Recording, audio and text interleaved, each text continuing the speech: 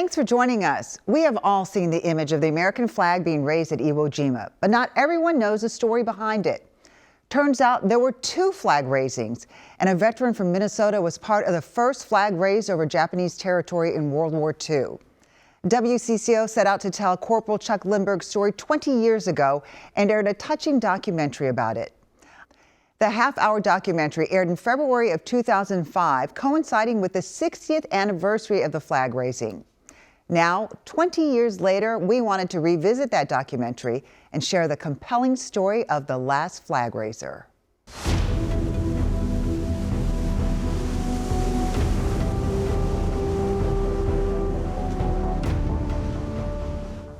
It was a symbol, a moment in time that all of us that were alive at the time, regardless of what you were doing, where you were, that will stay in your mind for the rest of your life. Iwo Jima stands as the most heroic moment in American history. It was unforgettable. All you can smell is blood and gunpowder and diesel fuel from the tanks. It's horrible. I could have walked all the way up that beach on dead bodies. It was a famous picture that rejuvenated America, that excited America. And it had such emotion and impact in it. This becomes a powerful cultural symbol from the very start. You never know that the man was a real hero. Very quiet, very reserved. For me, he is the epitome of what it means to be a Marine. He's that link to a person that was actually there. He's the last one. Chuck Lindberg's the last flag raiser.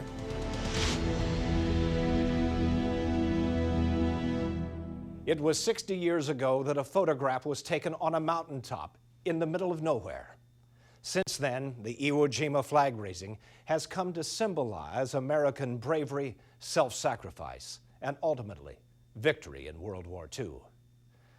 But that's not the whole story, because there were actually 2 flags raised that day. And the story of the first flag has rarely been told.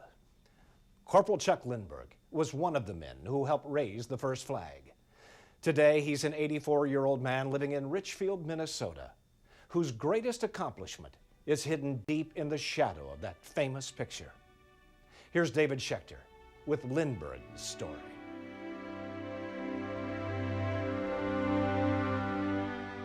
When we look at someone such as Chuck Lindberg, we can't help but remember the kind of sacrifice he made and that others made, helped us secure that island, helped us raise that flag, and helped us, in the long run, win the war in the Pacific. Chuck Lindberg was a tough, tough guy. In combat, Chuck was a fearsome fighter, a fearsome Marine. His courage and honor was unparalleled. He was a Marine, that guy. If you look at his pictures, he stands as the archetypical visage of what every Marine would like to be. We would all like to be like him. To be a Marine was always something special for me. Something you never forget. You're bound. If your one man's in trouble, the other's there to help him. It's always been that way. The Marines say, Semper Fi, always faithful, to their country and to each other. And everything Marines accomplish, they accomplish together. You know that the man on your left is going to stay there. You know the man on the right is going to stay there. And so you are going to stay there for them. The spirit of the Marines is perhaps best summed up, not in words, but in one single image: the flag raising on the island of Iwo Jima.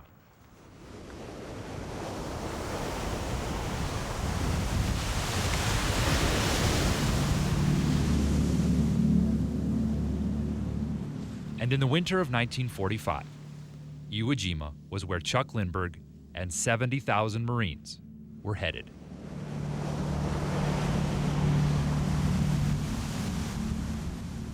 There isn't a day go by that I don't think of Iwo Jima.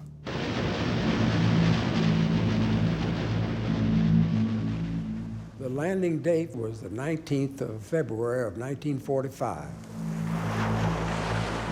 It's memories that I just want to go away. It took me 50 years before I could talk about it.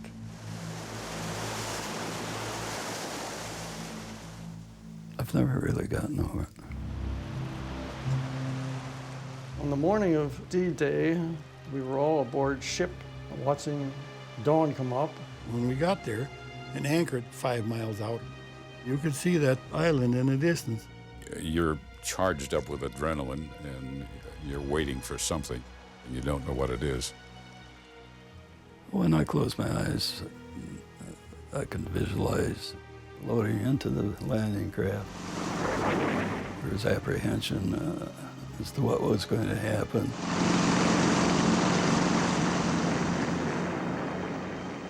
You realize as you're walking into something that probably won't come back out of.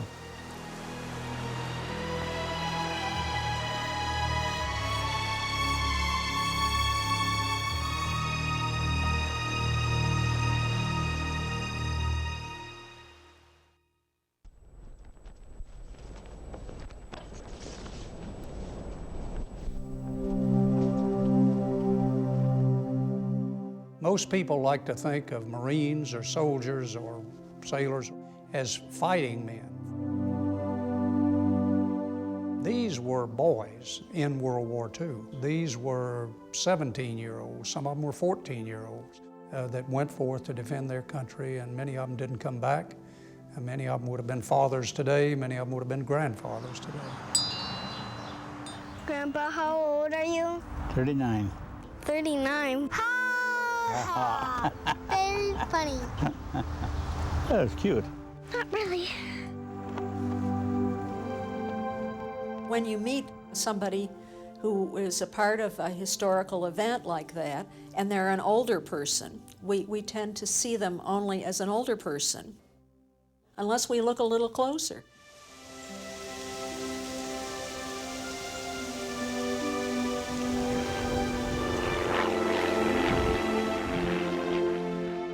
Charles Lindbergh was born on the banks of the Red River, Grand Forks, North Dakota, 1920. This Charles Lindbergh never flew a plane, but during the Depression, he dropped out of high school to find work and help support his family. But the clouds of war were gathering, and in the winter of 1941, as dawn broke on Hawaii, the Empire of Japan struck Pearl Harbor.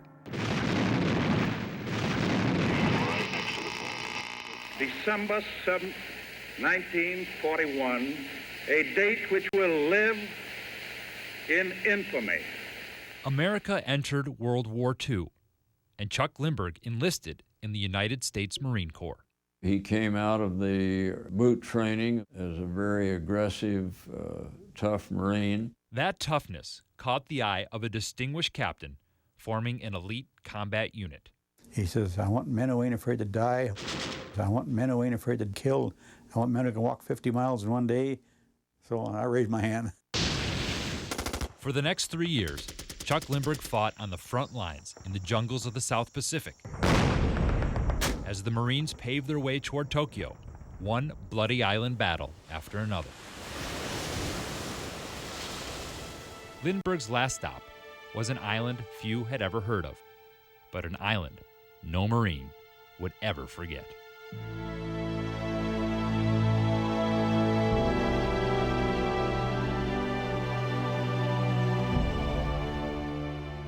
Hidden within the Pacific Ocean's 64 million square miles of water is the tiny island of Iwo Jima.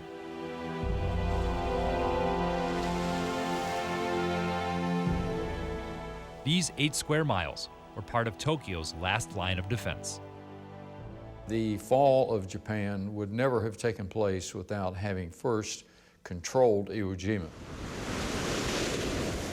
That's because the island was an airbase. If America took Iwo Jima and its runways, it would control the skies, giving U.S. warplanes a place for emergency landings and a direct path to attack the heart of Japan. America needed this island. So did Japan. The Japanese were as determined to keep the island as the Americans were to take the island. Years before the war, the Japanese prepared Iwo Jima for battle. On this island 5 miles long, they had dug 16 miles of tunnel. Iwo Jima was an underground fortress. These were huge tunnels, shellacked, electricity, ventilation systems. You and I, 2 people abreast, could run with our rifles through these tunnels. Inside were 22,000 Japanese, waiting for 70,000 Marines. Outnumbered 3 to 1, the Japanese soldiers knew they were going to die. Their only goal was to kill as many Americans as possible before their own inevitable deaths. They were told, the Marines are coming, you're going to have to fight. Take 10 with you. Try to kill 10 Marines before you go. And so the stage was set for the bloodiest battle in Marine Corps history. It was unforgettable. Bodies ripped apart, the horror, you're involved in it. All the time we were there, we were under fire. We were all scared. Artillery fire is the most terrifying thing that there is in battle. Tears you to pieces, and I mean mentally and emotionally. And you could see it coming. And you just hoped that you weren't in that spot. You ducked down and prayed and hoped, go past me, please, because you're just helpless. But you know one thing, your training tells you, move forward. You're either going to make it or you're going to die. You're not going to disgrace yourself or the Marine Corps. As the Marines struggled up the black sands of Iwo Jima, they found themselves pinned down under the shadow of the island's highest point, Mount Suribachi. The Japanese controlled it. They were looking down at us. It was like ducks going into a shooting gallery. And they were all good shots. We were told they all had thick glasses and couldn't see nothing, and they were bad shots. I think of all the Marines I saw shot, almost everyone was shot in the head. And the few times I had a chance to shoot, you aimed for the body. You didn't take a chance trying to get the head. That was kind of small, but they shot us in the head. They were good.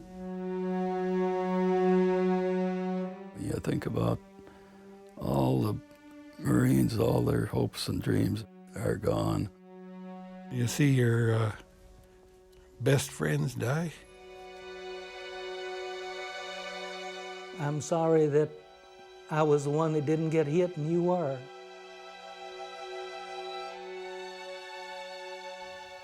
I should have been one of them. The horror of Iwo Jima is that they were fighting an unseen enemy. Everything was underground. We never seen any Japanese. They were like ants down in the ground. How do you get at them? We had to burn them out. With a flamethrower, the Marines could shoot fire into the caves and burn the Japanese alive. They hated that flamethrower. It's a frightening piece of weaponry. And Lindberg was a flamethrower, carrying the 72-pound weapon on his back. Chuck was definitely one of the main targets of the Japanese. And a bullet through those tanks meant that Chuck Lindberg was going to be burned to death immediately. Some people worry all the time. That's not my way of doing things. If it bothers you, you ain't gonna do your job right. And the job of Lindbergh's platoon was to capture Mount Suribachi and raise an American flag. If they took the island's high ground, it would spare the lives of countless Marines and be a heroic first step towards winning the battle. On February 23rd, a 40-man platoon was ordered to go up and take the hill. And Colonel Johnson said, if you get to the top, put this flag up. He didn't say when, he said if. These guys thought they were going to die. For the next hour, the men risked their lives. Completely exposed to the enemy, they struggled up the mountain. But they made it to the top. And now it was time to send a signal to the troops below by raising the American flag. And as I was moving along the rim of the crater, I saw a group of men on the ground pulling a piece of water pipe out of the dirt. About 20 feet long. And matter of fact, there was a bullet right through the hole, or just right to tie the flag on it. It was kind of a miracle. We tied the flag to it and we carried it up to the highest spot we could find, and we raised it. We raised that flag down below. Them troops started to cheer. You should have heard them. Ships' whistles out on the ocean went off. It was, you know, just like a huge New Year's Day celebration. I can remember the roar over the island. I cheered just along with the rest of them. And you know, you say, what's going on? They say, look. Look over your shoulder, you'll see a flag. I looked back, and sure enough, there was a flag on Suribachi.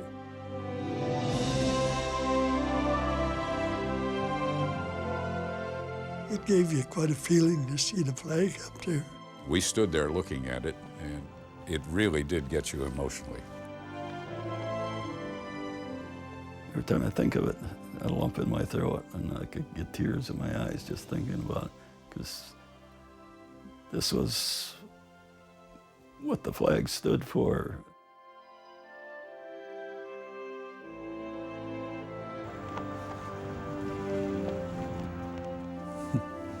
It was quite a day. Chuck Lindberg and his fellow Marines had just made history. But history was about to change.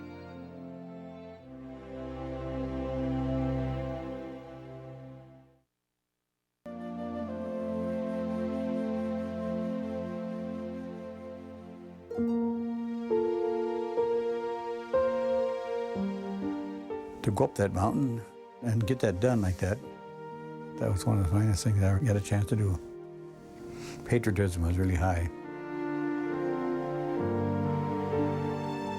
On February 23, 1945, the American flag was flying over the homeland of a bitter enemy.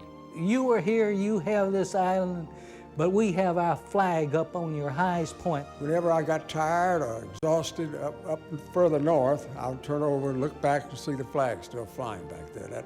That gave me a boost. It was the first American flag ever to fly over Japanese home territory. This was such a historic moment, it was decided the flag should be saved. So 4 hours after the flag went up, it came down. Simultaneously, a replacement flag was raised just yards away. When the order went out to replace the first flag with a larger second flag, it was barely noticed. No one on the island much cared. The second flag raising, I often say, is one of the most insignificant events in all of World War II. And it would have stayed that way, if not for Associated Press photographer Joe Rosenthal. Rosenthal happened to just swing the camera. It was an accidental photo that looked absolutely beautiful. What Rosenthal captured that day in 1/400th of a second was, to the point, perfection. Because their faces are concealed by their helmets, they become everyman. They become symbols of something more than themselves. America saw on all the front pages of the newspapers, top a fold, a glorious picture. Newspapers back home didn't know there were 2 flag raisings, so they matched the heroic photo of the second flag raising with the historic significance of the first flag raising. The country needed a morale boost, and these guys were that boost. The 2 flag raisings merged into one. In the eyes of America, there was only one flag raising, and these were the men who raised the flag on Iwo Jima. Lindbergh's accomplishment faded into history's shadow, and he was left with a story few people believed. I think you could feel a little left out as the complete story of these flag raisings become tangled up in the popular imagination. When I started talking about that after I got home, I was called a liar and everything else. Couldn't happen, couldn't happen. Nobody believed me. It's been 60 years since the end of World War II, and Iwo Jima still stands as one of the most heroic moments in American history. But it came at a high price. A third of the Marines who died in World War II died on Iwo Jima. That's 7,000 men and another 22,000 injured. But the most enduring image of that battle will always be a legend that is now larger than life. And Chuck Lindberg has lived in the shadow of that legend for a long time. But now history's light has begun to shine on his story, because Marine Corporal Charles Lindberg is the last living member of either flag raising.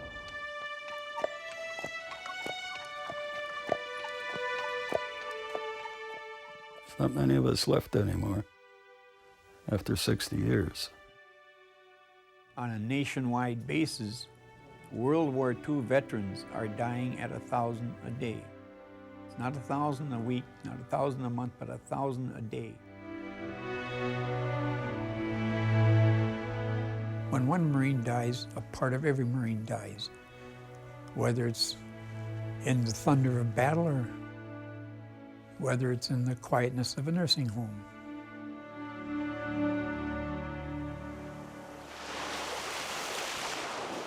As memories fade of a long-ago war, a desire grows to honor a hero.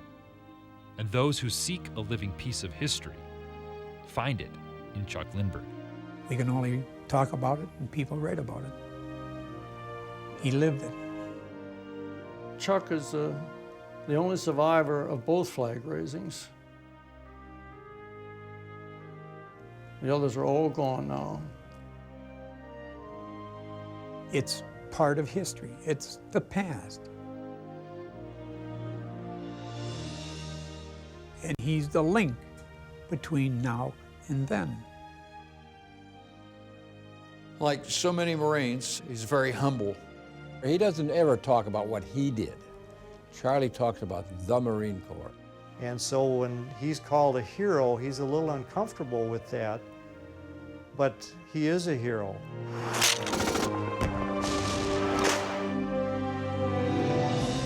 That's what keeps us driven, are the Marines who were before us. For me, he is the epitome of what it means to be a Marine.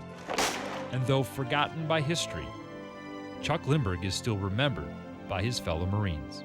You know, you have to have someone to look up to, I feel like, in order to progress your life. So I couldn't think of a better man to try to be like. At a Marine Corps concert, the bravery of youth is honored in this old Marine. Minneapolis' own Chuck Lindberg.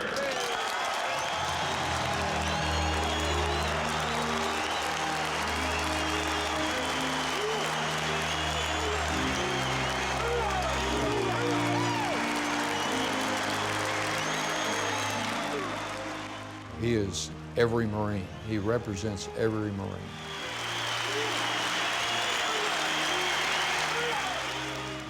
I say it's about time, and it couldn't happen to a better guy. That was something.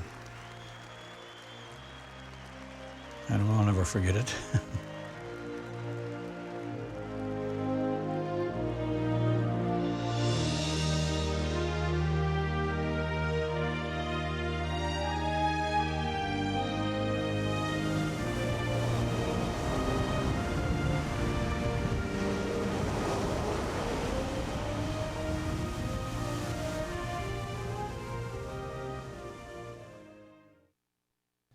Because of the power of the famous picture, many people think the Battle of Iwo Jima was over when the flag went up.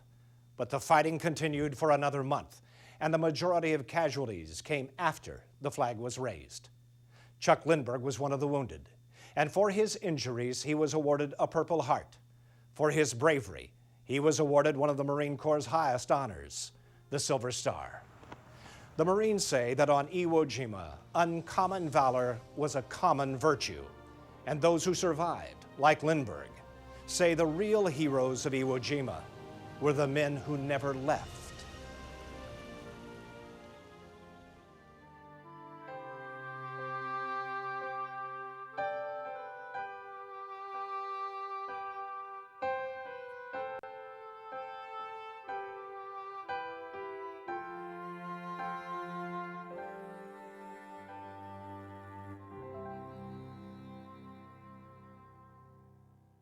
I spoke with reporter David Schechter, photojournalist Tom Aviles, and producer Lino Rulli about how it all came together, the work that went into it, and what it was like telling the story of the very first flag racer.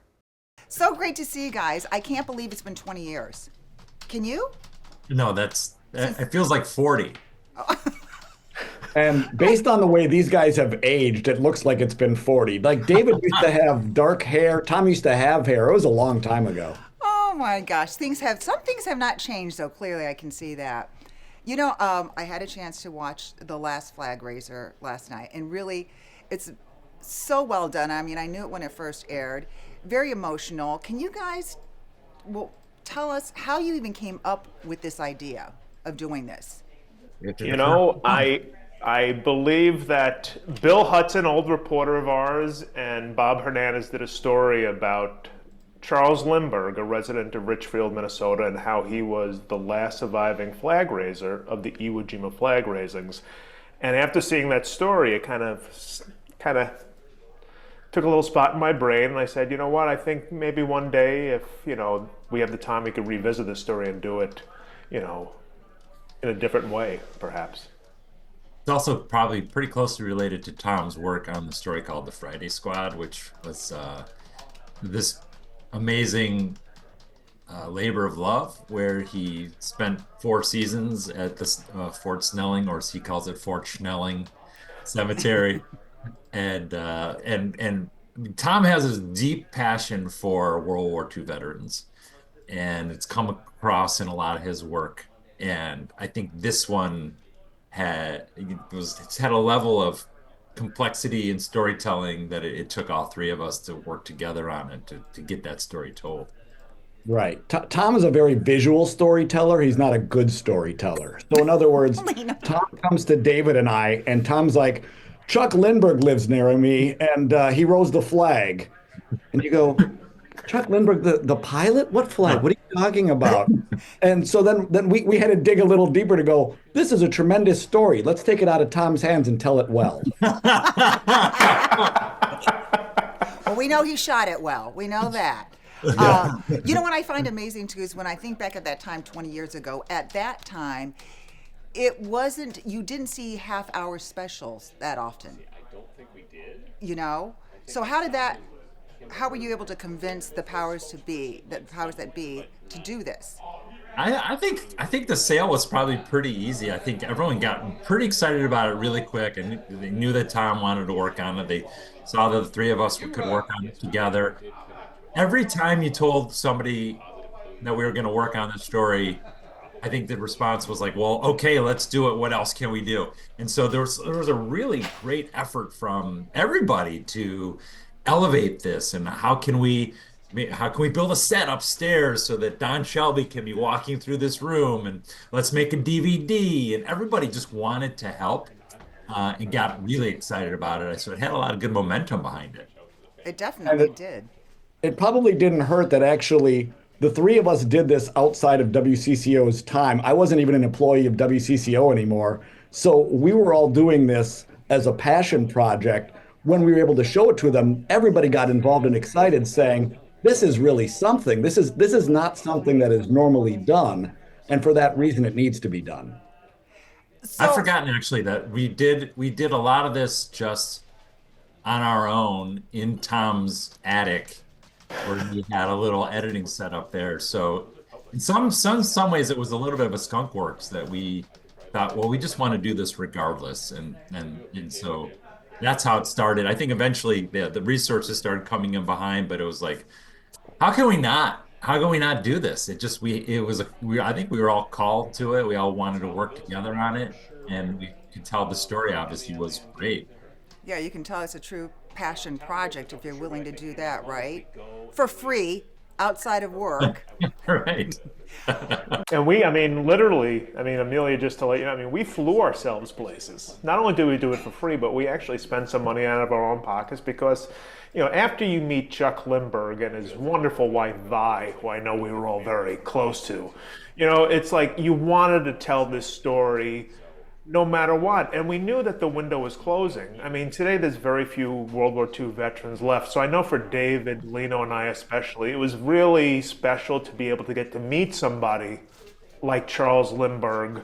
And he just has an unbelievable story when it comes to his service in World War II and what he gave back to the community, and how, you know, he was looked upon as like a legend when it came to World War II veterans. So when it comes to World War II veterans locally, every World War II veteran looked up to Charles Lindberg for what he did during his service. You could see that in the story, and also the statistic was amazing. I think, did they say that every day 1,000 World War II vets were passing away at that time in 2005 when you did this story?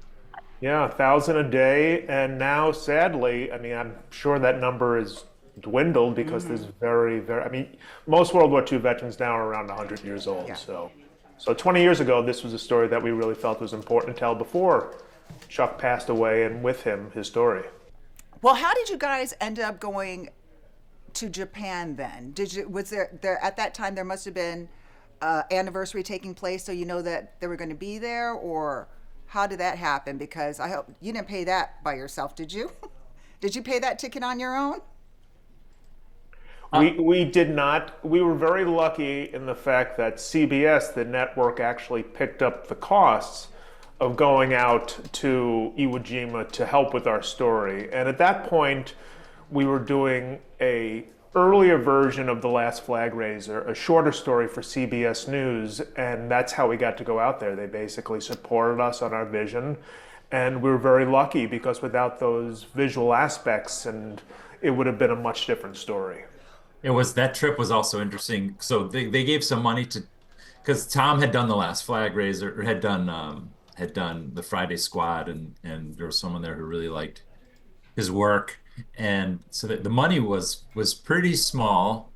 Somehow I managed to go to Japan on Tom's on his coattails, because I think they just wanted Tom to go. I don't think they really cared whether I went or not. That's not true. I'm glad I had the opportunity, but we went. So we flew to Okinawa, and we were supposed to go on the special plane that was going to take us to Iwo Jima, and there was a typhoon that came through, and they had to divert all these resources away, and they took our plane away. And so we had managed to get a little bit of time off of work to go do this, and then we had to stay like another week. And we were like, oh my God, what are we gonna do? Like, we're here, we don't have work to do, and they want us to go home. And it became quite and then we had to like save our money, and we're eating Dinty Moore stew out of the vending machines on this Marine base. It was a shoestring operation.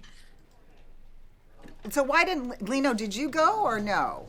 No, I mean, they didn't want David to go, so I was way, way, way off of the who should go. It went Tom, David, who? So no, I stayed back in Minnesota and got the notifications of David basically going, Tom's losing his mind. Our window of opportunity to actually shoot in Iwo Jima may not happen, and this is what we need for this documentary to work. So I saved all the emails. It's quite a treat to read. I bet. And just to let you all know, and Amelia, I mean, David and Lino know this, but I literally did lose my mind. I mean, you get so involved in these things, and I remember in Tokyo when we were connecting, David had an issue with his ticket, and I'm like, Dave, I'm leaving you behind. I literally was going to leave David behind because I was so focused on getting to Iwo Jima. I'm like, I don't even, that's collateral damage. I've seen you, so I believe that. I do believe that. When you guys got to Iwo Jima, though, I mean, Iwo Jima, the island, what went through your mind? I mean, that had to be, was obviously your first time and only time there. And the history and all that, what was going through your head when you finally got there after all this, too? I mean, I mean, it's, as people who may be familiar with the history of it, it's a very, very isolated island in the middle of nowhere, in the middle of the Pacific Ocean. And when we went, it was just a kind of almost like a Coast Guard base for Japan.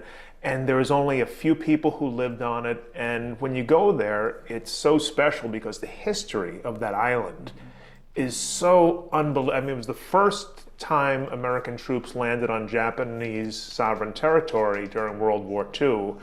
And it was also one of the worst battles in the history of the Marine Corps. So for us to be able to be there and to be able to document this, and a lot of it looked like it did at the time, 60 years ago. So it was very special, but David and I only had, I think, what, David, 2.5 hours? Oh, boy. And I know it was very difficult for us to be able to do what we needed to do in such a small period of time. So we were going to go with a group of young Marines, and we were going to spend the night, sleep there on the beach, and they were going to, like a camping kind of situation. So we were going to have like 24 hours at least. That was the original plan, but that typhoon came, took our plane away. I mean, I got to tell you, like, I remember even the plane they had for us, we sat there on the tarmac for hours, and they're like, nope, not yet. Nope, not yet. Nope, not yet. And we're like, it's got to be now or we can't go. And eventually they let this plane go. I don't know why. It was the general's plane. The general of that said, you know what, you could use my plane. And he was very, nice to let us use it. Yeah, like, so we were there for like 2.5, 3 hours. Tom is running around like a maniac, getting all these shots. And it's a dream of his to be there. Yeah. So realizing he's there, but I we're on top of Mount Surbachi, and I'm like, Tom, stop. You are on top of Mount Surbachi. Stop working for 1 second and just recognize where you are. Because otherwise, I don't think you even knew where you were. You're just like, I got to get all this stuff. And it was that was a cool moment, I remember, Tom. Oh, it was definitely, I mean, I remember it like it's yesterday. And that's the thing with this job. I mean, as you know, Amelia and Lino, it's like, just these moments. And David is very good at recognizing things like that. I'm not. But just to be able to like take a second and just appreciate. And I mean, just looking back on this whole process, I know for me personally, Lino may disagree, but I really appreciate the time we got to spend together to tell this story, because I know we bonded as friends. We also fought as friends, mostly Lino and Dave against me. Even though I think I was right. But at the end of the day, it's one of those things that you're lucky to be able to do something like this in your career. And even though it's been 20 years, it still touches me like it did 20 years ago. So I'm so glad David made you stop and just soak it and take all of that in. Because I know what that's like. You have 3 hours, 2.5 hours. You're thinking visually, I want all of this. So you sat up there. You know what it makes me think of also, Tom, though, is you went to Normandy. It's sort of the same thing. I mean, you had a little more time in Normandy, but I have to imagine being on Iwo Jima and then going to Normandy and seeing this historical piece, because there's parts of Normandy where Omaha Beach where it's the same. I mean, the divots in the side of the mountains and all that. Mm-hmm.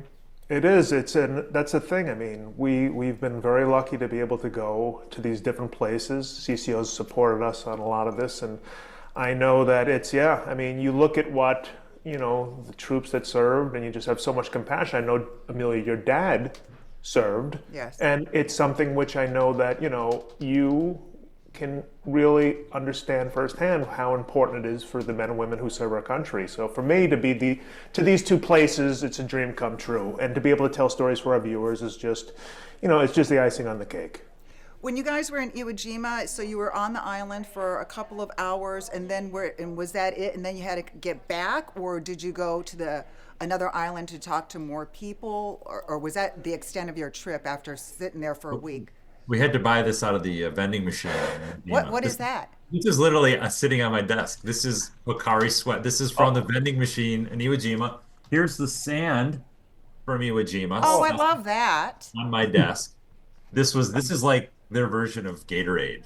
It's the liquid of the gods, Amelia. Liquid of the gods. On my desk right now, 20 years later, both these things are still here. I say drink it, David. Drink it. No. Or is it a powder that you have to mix it up with? Yeah, it's like a powder. That's a nice celebratory drink. 20 a year. That's great. Oh, I should send you guys. Maybe I'll send you guys each a little thing, and we can celebrate. There's like also, David, you need to clean up your desk. I've been meaning to tell you about this. It's been 20 years now. It's time to make some new memories as well. It's rough. All right, so you're there at Iwo Jima, and then was that it? Then you just headed back? Pretty much, yeah. We spent 2.5 hours on the island, and then we had to go back to Okinawa, and then we came back home. But and that's the thing I think that what David said earlier is so true. Just it's such a small amount of time we spent on the island, but we got to really get so much in such a small amount of time. And I'll always remember personally just David had my camera, still camera, and I was so focused on shooting, but David just would start taking pictures of me all over the island, and that's something which I've never really been taking pictures. I'm a photographer, so usually, so it's so special for me to be able to have these images of that day, because a lot of it, honestly, Amelia, I don't even remember because it was so like that. Yeah. But yeah, it's and then we got to go to DC afterwards. We got to Lino, David and I, we got to go. Lino and I flew some places to get people. So it was such a wonderful thing to have this base of Iwo Jima, and from there we got to just start trying to interview as many veterans as possible to be able to piece all of this together. Okay, so that's what you did. You guys went to Iwo Jima, and then the interviews were other places. Yes, they were kind of around the country. There was some in DC, right? We went to DC. We interviewed like the commandant of the Marine Corps or something like that. Lino and I went to beautiful Texas, Houston, Texas, and Beaumont, beautiful Beaumont, and we got some interviews down there. My father and I drove from New York City to Connecticut to interview somebody, and then we went to like somewhere like, Pennsylvania to interview another person. So yeah, it was definitely an effort where we all just kind of, on our downtime, tried to collect all these things that we could to put this together. And you know what, Amelia, it was a little bit odd because it was three guys in their 30s, and most of the time we were going to some of these veterans' homes. And we'd go into the veterans' homes, we'd never met them before. Hi, nice to meet you. Tom would set up. And then suddenly asking questions going back 50 and 60 years of what was it like to see your friends die, or what was it like to be in the Battle of Iwo Jima, and what did Iwo Jima mean? And it was an honor to be able to tell their stories, because in a sense, in telling their stories, it wasn't just their stories, it was the American story. And looking back at it 20 years later, we wouldn't be able to do that now. And so to be able to tell their stories, which is our story, was an honor that these guys had said yes in the first place to us. Well, you guys did a fabulous job, and really, and then Chuck Lindberg passed away like a couple years after you guys did this, right? The Last Flagraiser. He did, I believe, within 3 to 5 years. Yeah. But yeah, and I know, I was lucky enough to go to his funeral, and I can't tell you how many people just came up to me and just said, hey, how grateful they were that we aired this, that we told his story, because he got to live to see his story really told. It was always buried in history, but that's the thing that I think David and Lino would probably agree, is that it was so rewarding to be able to tell somebody's story that was always kind of in the shadow. Yeah. And that's something which, I hope today, when it re-airs in a few weeks, it will also be embraced by people who are not familiar with that history of a great Minnesota veteran and hero. I agree, Tom. I think there's an aspect of this story that we put it on the record, and it was known by some people, but to actually put it together in one place, tell the story, and then have a trusted news organization say this is the story of Chuck Lindberg. It felt good. I felt like we did him a solid by helping him tell a story. Now, people sometimes have trouble. Sometimes people have great stories, but they have trouble telling their own story, which I think is certainly not uncommon, and I think that was the case here. To take the skills of this group, weave together a story that put this on the record, I hope, added something to his life. I think he did, because I remember in the story he talked about how he would tell the story and people didn't believe him, because we hadn't heard this story. And he's like, I was there. We were the first ones to raised the first flag. So I think you did do him a solid. And it could also be pointed out, it wasn't that he was running around telling everybody, hey, look at me. He was saying, but when people would say, oh, were you in the war? And if he would say, oh yeah, I wrote, I put up the flag, people say, oh, I didn't see you in the statue or in the famous photograph or anything. He wasn't running around telling news organizations, somebody please talk about me. But when Tom found out about his story, that's why Tom was so passionate to make sure to tell this man's story. I mean, it's a fascinating story. And, just to let you know, this story continues to change even today. From the 20 years when we told the documentary, 2 of the flag raisers, their identities were not right. So, 70 years after the war, there were 2 of the flag raisers who essentially were replaced by other people who they basically had buried in history. And that's the thing with history. I mean, nobody really knows 100% what happened on that island. And, you know, every day new things are coming out, which is what makes this story so compelling and interesting.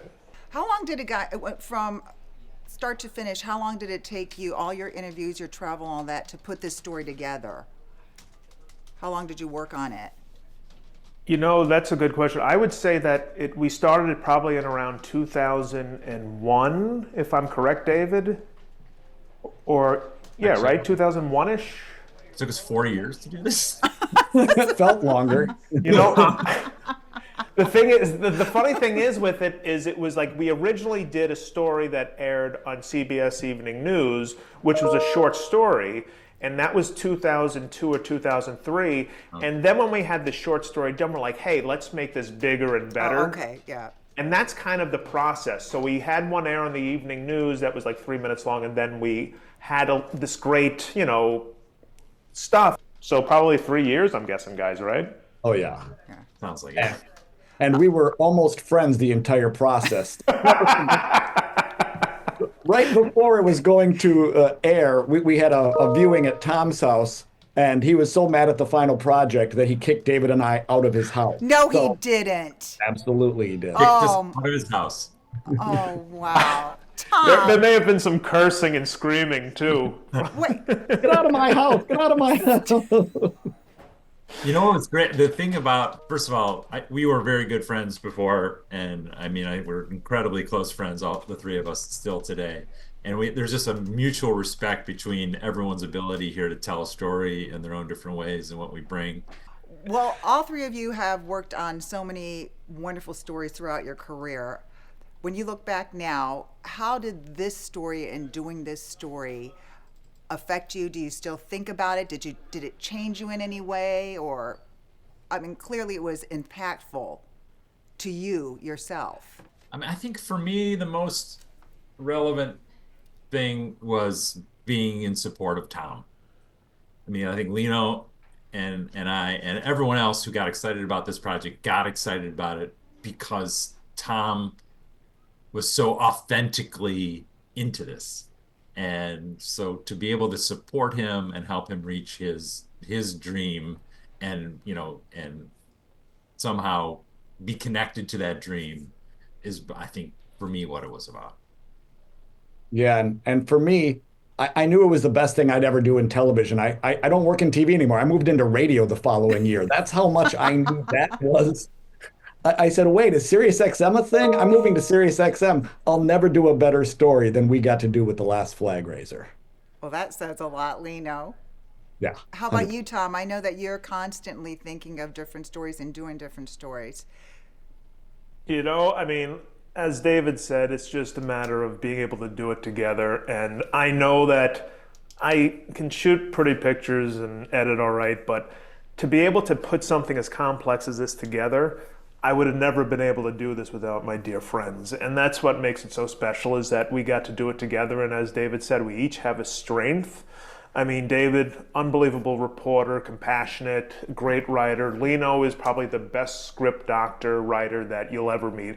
And what I love about Lino is he gives you direct stuff. Everybody else is like, oh, it's great, it's wonderful, this looks wonderful. Lino gives you exactly the truth. Even though you have a shoestring budget, you really want to make it look great because you care about the people involved in the story. And I think that's at the end of the day. It's about the people in the story, and Chuck and all the Marines that served with him. That was the story, and we really, you know, now 20 years later, I love it.